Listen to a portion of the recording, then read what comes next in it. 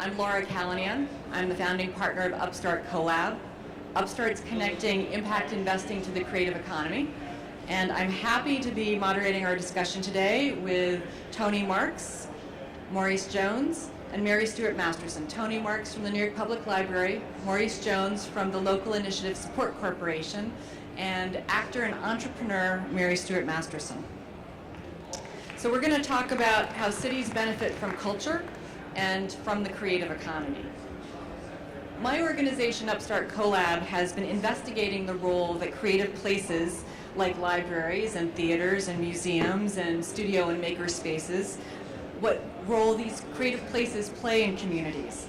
And we've been looking at the businesses that are part of the creative economy and what these businesses mean to jobs, not just jobs for artists and designers, but for everyone.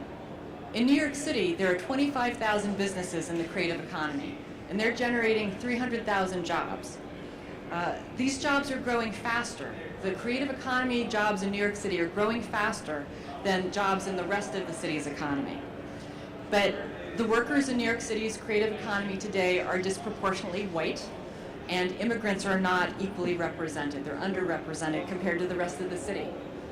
At the same time, there have been some criticism lobbed at some of our larger cultural institutions in the city that their boards and their senior leadership are disproportionately white.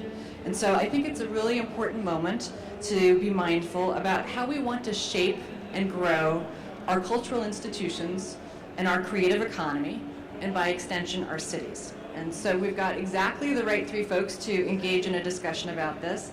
And I'd like to jump right in, and I'm going to ask Tony to start us off, because the New York Public Library, Tony, it's more than 120 years old, I believe, right? Okay. And the library is both a cultural institution and a civic institution. So could you talk a little bit about what it means for a cultural institution to anchor a community? Sure. Well, thank you, Laura, and thank you all for being here. It's an honor to be part of this discussion and this great conference in this building I have never noticed before, and I've lived my whole life in New York. First let me just say up front, the power of New York since its founding is based on two fundamental things.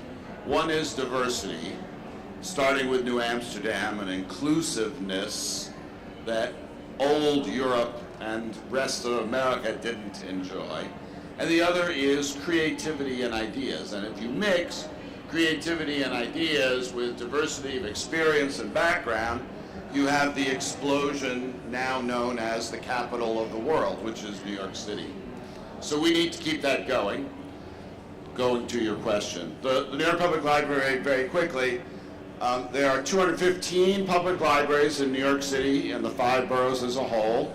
We get more than about 40 million physical visits a year. That's more than all the museums and cultural and sporting teams combined. We're in every neighborhood. We pride ourselves on being the civic hub in every neighborhood. Now, whether that means you go to Mott Haven in the South Bronx, which I urge you to do, place is packed. People don't necessarily have another place to go to read. They don't have computers at home, as we heard in the previous panel.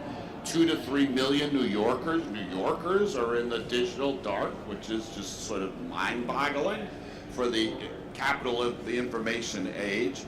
They all come to the library for us, and we think that space is essential, just as we think the space in the Palace on 42nd Street is essential. One of the beauties of the library, it's not perfect, but it is true that it's an institution that reaches from the most literate to the illiterate and takes everyone where they are and tries to move them forward. It doesn't mean we don't segregate by neighborhoods or branches, of course we do, but we love that as an institution, we're trying to meet the whole array. To your question, our view is that means we have to get a whole lot more proactive than we've ever been before. The passive space is essential, in New York especially. And people love it, right? They come to the library even when they don't need to. Nobody wants to sit at home alone in front of a screen, even if they can. That's a great thing as far as I'm concerned. But now, we've created education programs in our branches that are getting 1.5 million visits a year. That was from pretty much zero when I started 7 years ago. We're doing skill providing, whether it's English language, coding, computers. We have job fairs. We understand that we have to meet what New Yorkers need in each neighborhood, and it's different by neighborhood, while we remain the place where you can come and get any book and hear any author and do any of those other amazing things. It's interesting because most New Yorkers take the library for granted. It's sort of part of the furniture, right? And we forget just how vital it is in the neighborhoods, and that the civic life of New York, and we're happy to talk about other examples of ways that we're experimenting, it requires that kind of coming together, and again, as said by Maya and her panel, space. We have space in every neighborhood. When I arrived, I found that about half of our 2 million square feet was not being fully utilized. That's crazy in New York, right? So again, all that is changing. It has to, and we've been doing it, as you say, for over a century. Thank you so much. Maurice, LISC, the Local Initiative Support Corporation, it started in New York, and that was almost 40 years ago. So would you tell us a little bit about the work of LISC and the role that the creative economy plays in low-income communities as part of comprehensive community development? Sure. Well, thank you. I'm delighted to be here with you as well. This is not a space I've frequented either. So we were started 40 years ago. In fact, we celebrate our 40th anniversary next year. Yeah, you can definitely applaud that.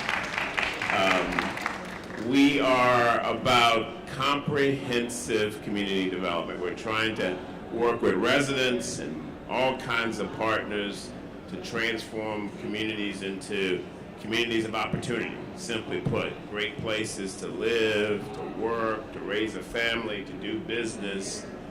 The way we do it is we use capital. We invest a lot of capital to try to help folks solve a lot of issues. So we invest grants and loans and equity investments. In total, over that 40-year period, we've invested $20 billion in communities all around the country. We also attract others to invest with us.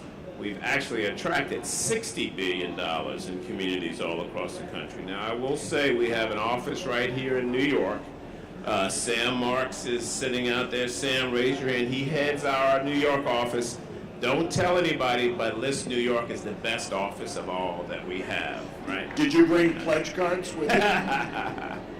We got about 32 offices around the country, and then we work in the rural spaces through about 90 partners. We work in 44 counties in 44 states, 2,000 counties. So every state in the union we're touching. And the kinds of issues that we're working on are housing, safety, inclusive economic development, leadership, policy, health. It's the entire gamut. The inclusive economy, and in particular that we're talking about here, the creative economy that we're talking about, is we find it in every place we work. That's number one, right? And so certainly here in New York City, but in the Mississippi Delta, in the Appalachian region of Kentucky and Virginia, in San Francisco, in Milwaukee, in Houston, in Miami, there is a creative economy and creative talent in every community. The question is, are we investing in that talent in such a way that they can be all that they can be, and that they're producing the kinds of jobs for folks who are a broad swath of the community, and they're contributing to the dynamism that we're seeing. And so we're investing in folks who have, for example, we have a investment right here in New York City, in Brooklyn, Bed-Stuy Restoration Corporation, one of the oldest CDCs in the country. Well, they are basically taking what used to be a pharmacy and turning it into essentially art space where companies can come and perform and practice.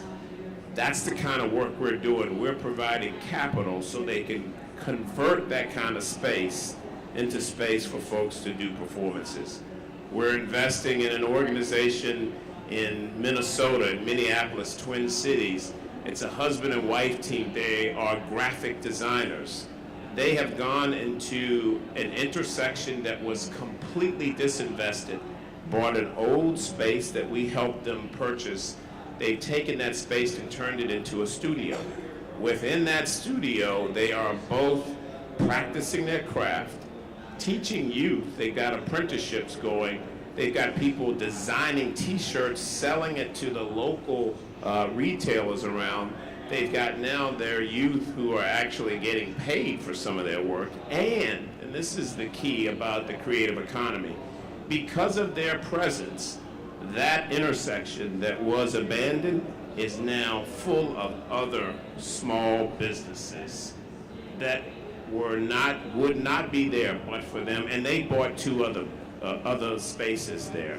So I say all that to say 300,000 jobs in the creative economy here in New York City. Will multiply that around the country. This is a vibrant part of our economy that we need to invest in, and we need to make sure that the prosperity and the benefits being generated in it are broadly shared.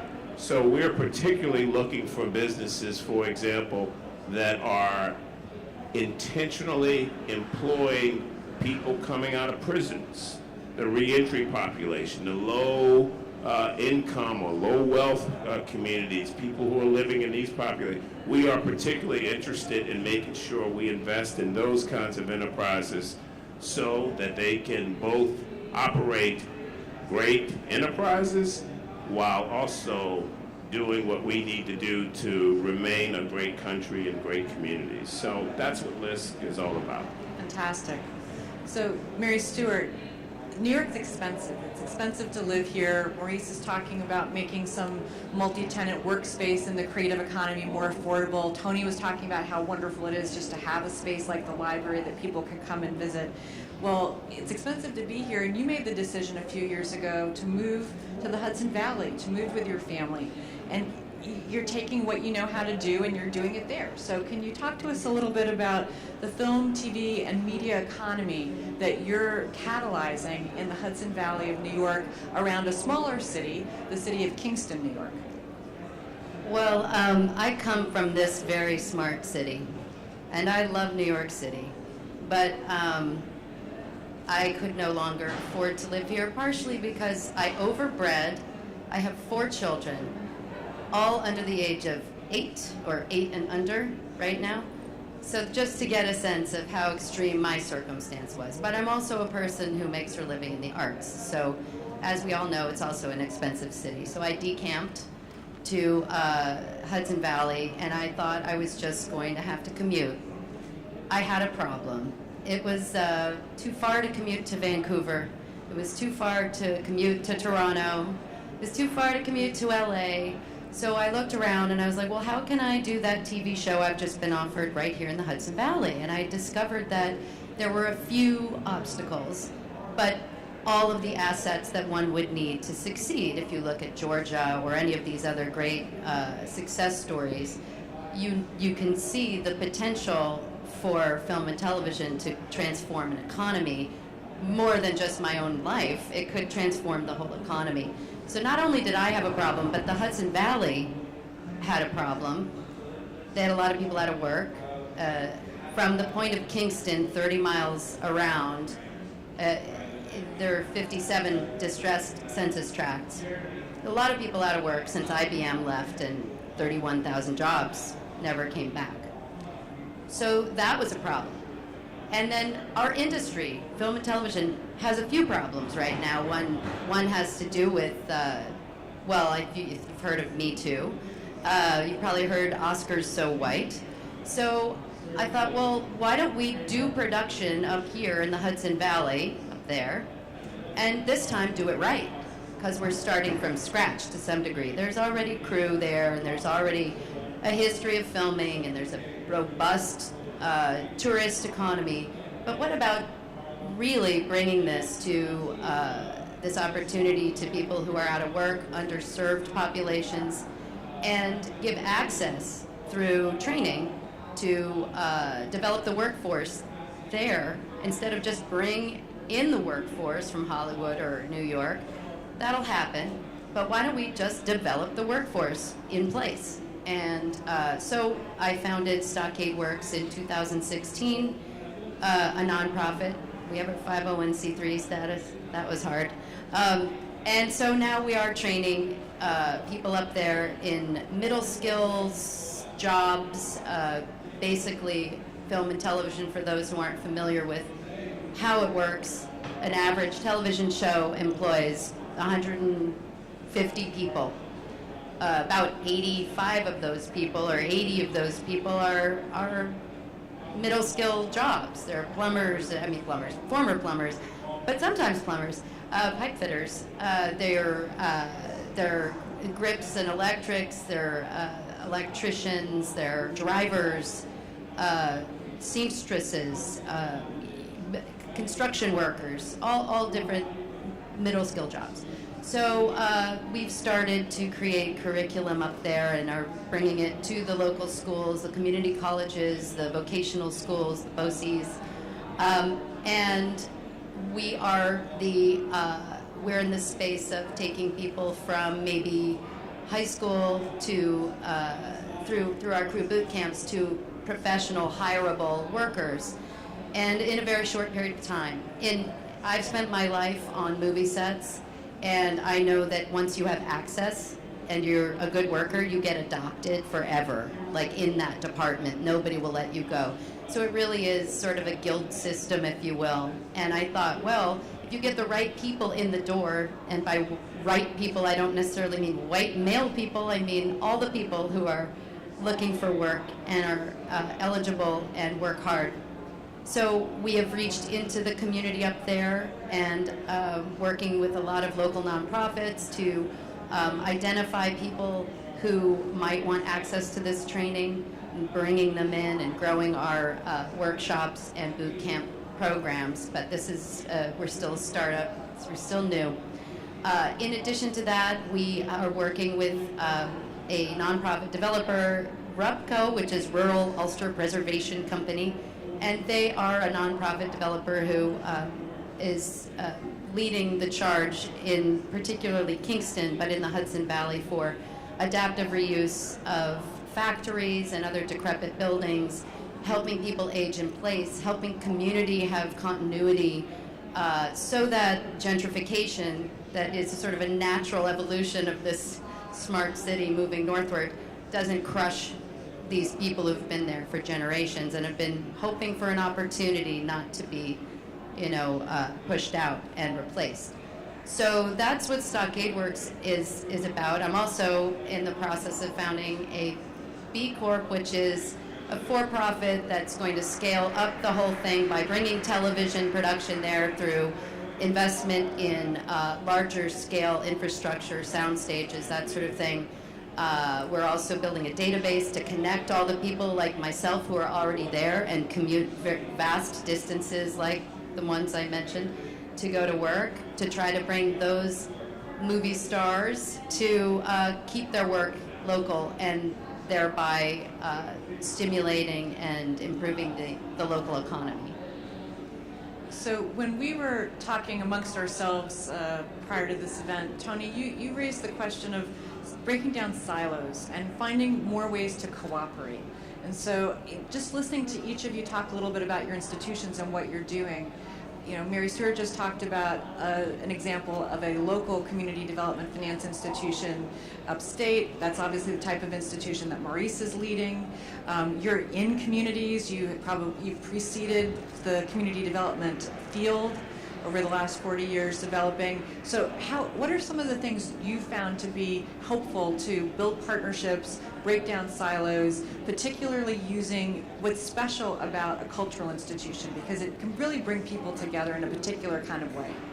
Well, again, fundamentally, we bring people together to read and to learn. Right. Like, they sit together, they learn to sit together. That's a good thing. That's essential. And to have conversations, we try to do that increasingly. The library is less about shush and more about let's talk to each other. But to answer your question, I was shocked when I got back to New York. I'd been living in Massachusetts for a few years. So the school's chancellor then says to me, we can't afford to have libraries and librarians in our schools because we're using every dollar for every extra teacher we can. That was policy. I said, well, that's funny. I've got, 50 million books sitting on shelves most of the time. It turns out that the largest school system in America and the largest library system in America had never talked to each other. It didn't take us long to figure out that we could put computers in every school in New York. We're at about 500 at the moment. Teachers can order up to 100 books on whatever they're teaching that month, and we'll literally create a library in the classroom. When you're done, we'll bring it back, move it somewhere else. No one had ever talked about it before. I'll give you another example, a la the digital divide problem. I was leaving a branch in the Bronx after hours on a beautiful day like today. Kid sitting on the stoop with the oldest laptop I've ever seen in my life. I said, what are you doing here? He says, my math homework, it's assigned. I'm like, that's fabulous. Why are you sitting here? We can't afford broadband at home. I get the leak out of the library to do my homework. And I'm thinking, I'll leave the expletives out of it, but I'm thinking, holy moly, in New York? Right? This is a kid we want to succeed, wants to do his homework. Again, it turned out, Google wanted to get into the act. The Federal Commission of Communications, at least in those days, wanted to solve this problem. Less clear now. We had access to buy little MiFi boxes that would create hotspots for people to have at home to do their homework, their research, etc. The federal government had an offer to the Department of Education to pay the subscription to that, subsidized. I asked the chancellor, new chancellor this time, how many of these are you doing? You got them for free. And the answer was, we're not doing any because we can't afford the $40 box that it requires to do it. I said, well, that's funny. I've got 30,000 of those little boxes. I can't afford the subscription.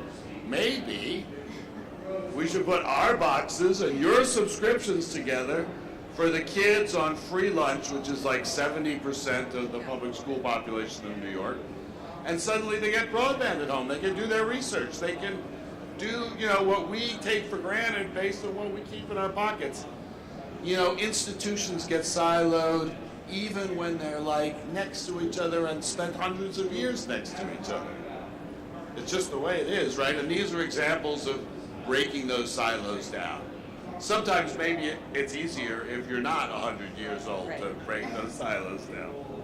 So, Maurice, in the work that my organization, Upstart Collab's been doing, we've been looking at impact investing and where it overlaps with the creative economy. And we're starting to notice a correlation that impact investors who are on purpose investing in women entrepreneurs, entrepreneurs of color, veteran entrepreneurs, folks who don't always have easy access to capital, there seems to be a significant number of those entrepreneurs who are choosing to work in the creative economy. So I'm not claiming that there's causality, but we're definitely seeing correlation. And that makes us think that the creative economy is an on-ramp to opportunity for folks who might not always have the easiest access to capital, to networks, to markets, to the chances to build great jobs and careers for themselves, wealth for their communities and their neighbors. And I'm just wondering from LISC's point of view, what you're seeing in terms of overlap from the perspective of opportunity, what the creative economy offers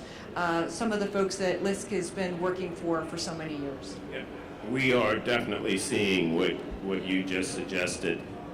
We are seeing impact investors, and that's high net worth individuals, that's institutions, that's a host of other folks who are looking for ways to invest in the creative economy. As a result of that, we've actually created a fund for them to invest in. The New York City LISC has essentially created a fund, and I guess we can find out about it through your website, right? Actually, I have you. Let me see.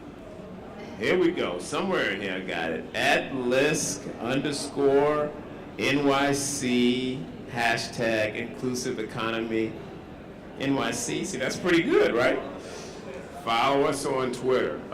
The bottom line is we think that the impact investor is a really promising new asset class, if you will, to invest in the inclusive economy. We're trying to raise about $5 million to use to basically finance affordable spaces for enterprises that are in the creative economy industry in New York City. We want to take those 300,000 jobs and double them, right? And we want to give folks affordable space to do that right here in New York City. So we're particularly interested in those enterprises that are going to hire low and moderate income individuals, women, men of color, folks returning from prison. We are particularly looking for those opportunities, and we're finding that the impact investor is also, but what they need are vehicles through which to do that, and so that's what we need to do. Each of us needs to figure out how to do that. Mary Stuart, you described that Stockade Works is a nonprofit, and you're doing a lot of training and an apprentice program and a boot camp, which is exciting, and that you're now setting up a B Corporation. And we've talked a lot ourselves about the role that impact investment capital can play and why arts and culture, creative economy needs more than just donations and grants and contributions. And why to really grow something to scale, impact capital is important. And I'm wondering why you made the choice for a B Corporation and how you're thinking about maybe a nonprofit and a for-profit that share some goals cooperating. Well, I mean, I think that we're in a unique moment where people are realizing that investing in for a financial return is obviously important, but that if you can bake into your investment the guarantee that there are going to be other benchmarks that that corporation is going to have to be accountable for that have to do with those job numbers or X number of people of color or X veterans returning from foreign wars who now know how to edit on Adobe Premiere or whatever it is on that term sheet. Those things matter, and they matter to investors too. And so perhaps for that, they can be a little bit more patient than the typical venture capitalists, but they still need a return. So you still need to be responsible, you still need to create, protect the downside, you still need to create a good opportunity for the investor, but they're usually more willing to be patient because they're often toggling between, should I put this passive income into a completely tax-deductible nonprofit? Also good, by the way, also need that, but a lot of that is for those I was going to say lost causes, but they're not lost causes, but they're the things that it's hard to make money doing. It's hard to make money training people for free, right? But what you get for that is a better world and a better economy, and that those people are ready to be hired by the for-profit benefit corporation. They're a standing, ready crew, right? So we've sort of created an ecosystem that that can sort of feed on itself and help the whole will benefit more from the diversity of the opportunity. I think if it was just a nonprofit, we would be in geologic grant cycle timing And if we're in the for-profit benefit corporation space, we can work a little bit more nimbly at the speed of maybe business, or maybe the entertainment business, which has no patience. They're like a bunch of toddlers. And, you know, they need it now, and then they're gone. So patience is for impact investors, but real patience is for the nonprofit world. And I'm in a world that's sort of fashion driven and need to be able to respond to the needs of the filmmakers and the industry itself. So that's why all. So we talked a minute ago about breaking down silos, and we happen to have on the stage folks who represent the creative entrepreneurs starting up a for-profit, socially focused business, an intermediary that takes capital from foundations and banks and impact investors and channels it into affordable spaces for folks who might be building production facilities or post-production facilities or office space or storage space for costumes and sets and that sort of stuff. And then we also have an endowed institution. One of our cultural institutions, been around for a long time, and they're sitting on some money that they can invest in a way that brings their mission forward. And so I guess I would just ask Mary Stuart, as you're talking to people like Maurice, the financial intermediaries who are helping get capital deployed in the future inclusive creative economy, what would you want these investors and these intermediaries to know about what you're trying to do and how you're going to steward their capital, and why you need an investor who, like you were just saying, has the right level of patience and understanding for what you're trying to accomplish? What would you want to say to the financial intermediaries who are community focused, like at LISC? Well, I think I would say that it's a good investment. It's investing in not just the next generation, but the one that's my age. You know, this isn't just about giving opportunities to the next generation of kids coming out of high school who will likely all end up in this city, right, from the Hudson Valley, if we don't get it right. We're trying to train and retain, and you can't have a vibrant economy if all the kids leave.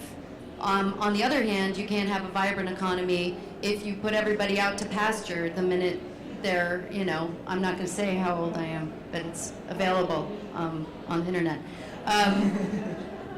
Point is that investing in creative placemaking makes the entire community better, thrive. You know, you think about, I want to go to the place where there's that cool band that plays every Friday night, and I run into the person who roasted the coffee beans, and then I'm going to catch a movie that came out 50 years ago because somebody's going to talk about it, and I'm going to get media literacy. So we're building a space right in Midtown Kingston that is a 70,000 square foot repurposed factory, and Stockade Works is taking the creative directorship of that space to bring all the right stars together, and by that I mean in the constellation of businesses that will be effectively tearing these silos down and bringing people together to pollinate, to bump into each other, to have great ideas. And there will be an event space, a public space. An interesting problem we have is, how do we program that space? It's sort of like everybody who's building this building together should be able to use it. The community should be able to use it. How do we model this so that it's available to all at whatever means they have? So really looking at, you know, it used to be the town square was the center, and then it was like the community center was the center. Libraries are the center a lot of the time. And now creative places where retail and warehouse mix together, where makers come together with consumers. And I think that we're trying to do that up in Kingston, and I think there's opportunities for all in that space. Maurice, why should an impact investor decide to work with LISC if what they ultimately want to do is target their money on the creative economy? Why is LISC a great intermediary, someone who really understands what communities need, and why would an investor decide that they should be harnessing your expertise and leveraging your local knowledge in all the places that you work, if what Yep. they care about is the creative economy? Yep. You know, I think I would answer that in at least a couple ways. If you're interested in making sure that the creative economy is vibrant in all places, as opposed to just those places that can quote unquote afford it, you come to a place like us whose expertise is focusing on, as I say, transforming communities that are hardest hit, right? And so if an investor is looking for a group that knows these communities, that's devoted to these communities, that knows how to mitigate the risk associated with investing in these communities, you come to us. You don't come to a Main Street institution doing this, because this is not what they know. And we will not only invest, but we're invested in the communities too, right? We're not a, if you will, agnostic or indifferent investor. Our cause is to make sure that that young man who's been in prison for 7 years for a drug offense, who's coming out of prison, who wants to be a graphic designer, that he gets a chance to be a graphic designer, and that we're supporting enterprises that want to intentionally hire that young man. And so if you're just looking for financial returns, we're not the place to come to, right? But if you are looking to do community transformative work, and you're looking at the creative economy as a pathway to do that, and you want to make that investment, then we're the place to come to do that with.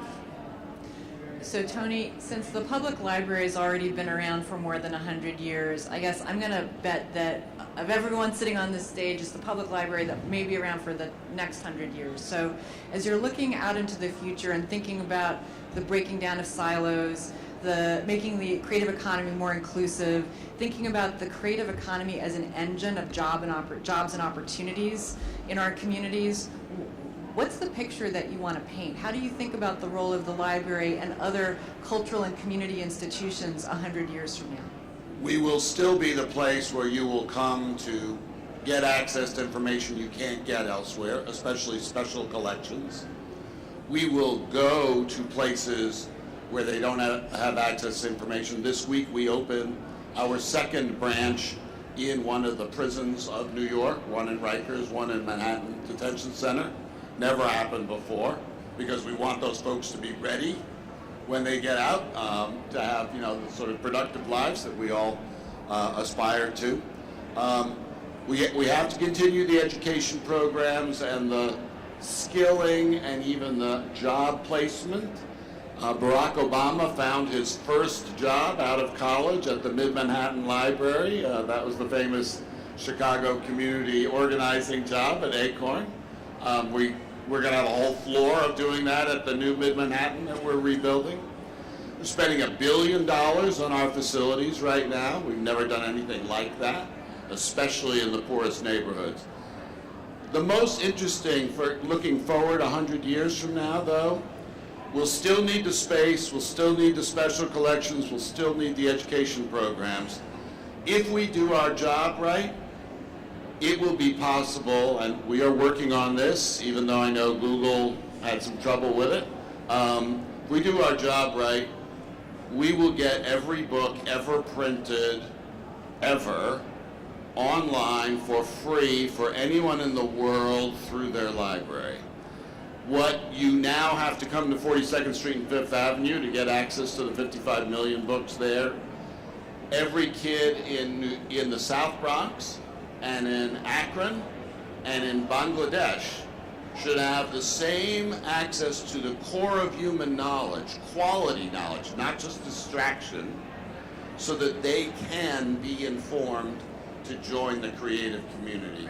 That's our foundational work, and actually the technology means we can do this on steroids now, which will be just amazing. Can I say one quick thing? One I also feel like it's important to say that people need to be in the presence of one another, and a conference like this demonstrates that. You can get all this information online, but to sit here with each other and listen to people in person makes a difference, and creative places are where that happens all the time. If you hear live music, it's different than recorded music. If you see a play, you go to church, you go to the library, you have a conversation. It's important that we remember that our communities are where we connect, really, So and make sure, in let real, me just in real jump in. space. It's not a surprise that every seat is taken in the South Bronx, given that people don't have other places, right? Right? Come to the main library, the main building, right? I think the most beautiful reading room, most beautiful public room in the city. Every seat is filled. And most of those people look to me like they probably have a comfortable place to work at home. Just New York is what it is. Yeah. They want to be together. Right. And they want to be in inspiring spaces.